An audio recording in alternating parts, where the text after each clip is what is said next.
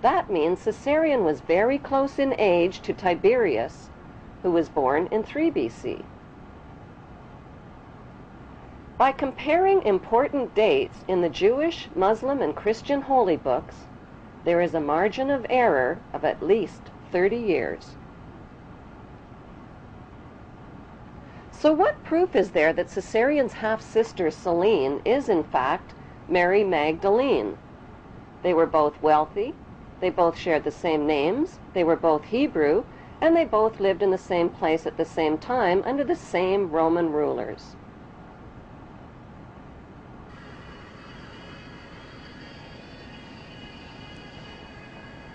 The most convincing proof lies in a famous New York statue. The Statue of Liberty was financed, built, and delivered to New York Harbor as a gift from the French Grand Orient Temple Masons in 1886, with a commemorative plaque for all to see. The statue has nothing whatsoever to do with liberty. Its designer was French Freemason Frederick Auguste Bartholdi, who traveled extensively throughout Egypt. Bartholdi was silent about who the woman was that served as his inspiration for the statue, but there is only one woman whose face closely matches the uniquely masculine features of the Statue of Liberty: Caesarion's half-sister, Selene. Bartholdi used the ancient busts and minted coins of Cleopatra Selene as his models in designing the Statue of Liberty. By comparing a digitized photograph of the Statue of Liberty with a bust of Cleopatra Selene, the matching identity of Mary Magdalene and Selene becomes clear. The lips, the mouth, the sharp jaw, the thick neck, the protruding ears, the prominent nose, and the masculine features are a close match.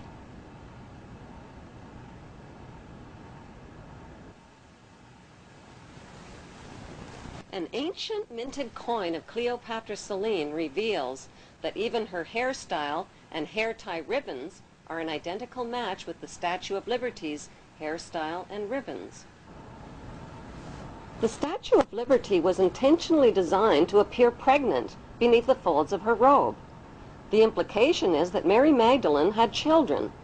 Their names were Tamar and Jesus the Justice, whom the Merovingians, British royalty, and elite brotherhood of Freemasons claimed to be descendants of.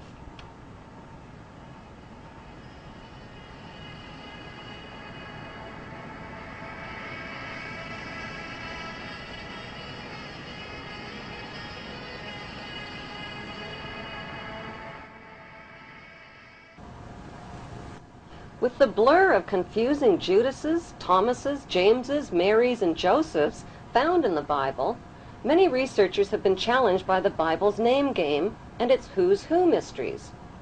One way of decoding the Bible is to profile the main cast of characters and create a royal genealogy chart.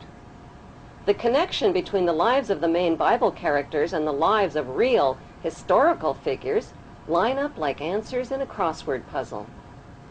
Far from being poor and uneducated, Jesus' inner circle of family and disciples were well-educated and well-off descendants of royalty.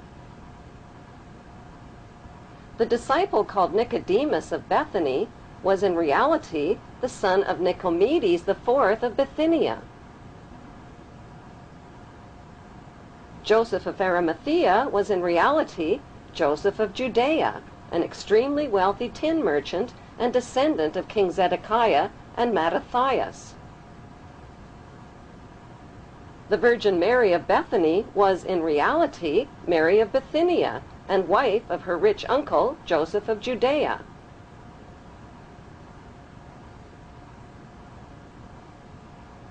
Mary Magdalene, Jesus of Nazareth, Thomas, and James were the wealthy royal offspring of Hebrew-Egyptian Ptolemy queen Cleopatra VII.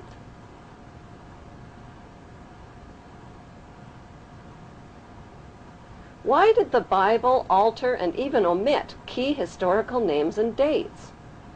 To cover up the real Hebrew identities of the royal ruling families of Egypt and the Holy Roman Empire, whose secret religion was and still is the cult of Amun. Why in the world did first-century Jews living at the time of Jesus threaten to punish by death anyone who dared to copy, sculpt, or draw the face of Jesus and his graven image? What were they afraid of? Were they afraid perhaps he might be recognized for who he really was?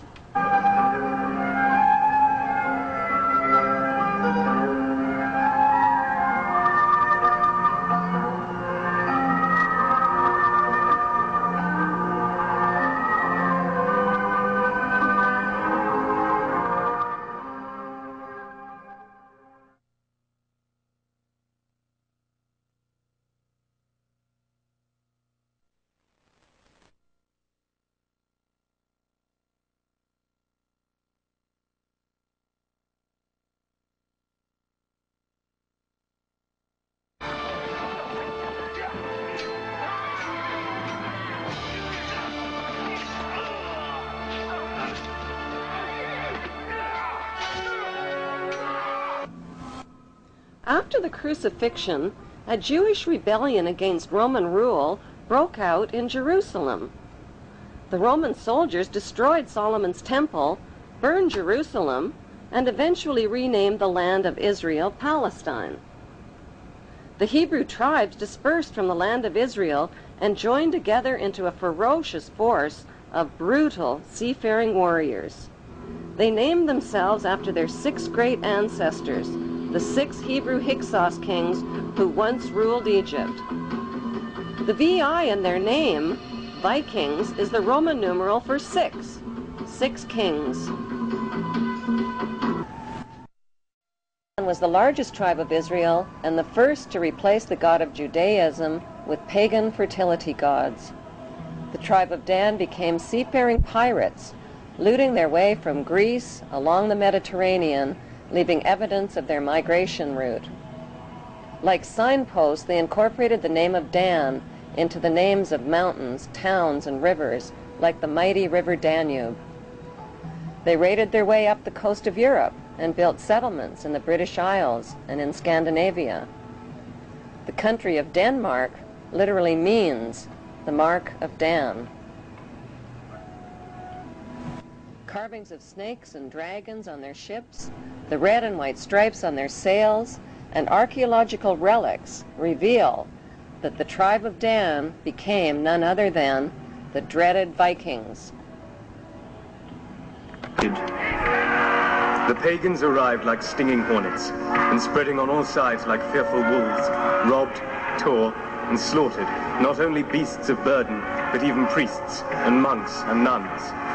They came to the church of Lindisfarne and destroyed everything, trampled and polluted the holy places. Their mouths froth, their eyes stare, they howl like wild beasts. Joined by the Israeli tribe of Naphtali, they continued their reign of terror through the British Isles, accumulating massive amounts of wealth. Then the unthinkable happened. Their king, King Canute, was crowned King of England, Denmark, Norway, and Sweden in 1016 AD. And so the tribes of Israel had found a new homeland, and the throne of Israel had found a new throne, the throne of England.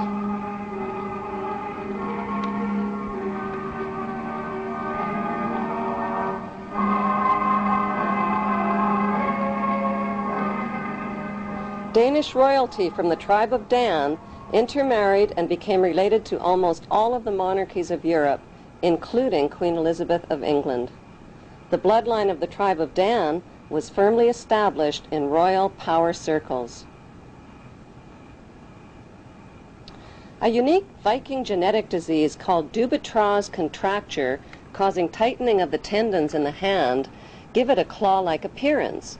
U.S. President Ronald Reagan and British Prime Minister Margaret Thatcher contracted the Viking genetic disease and are believed to be descendants of the Vikings, and thus descendants of the tribe of Dan.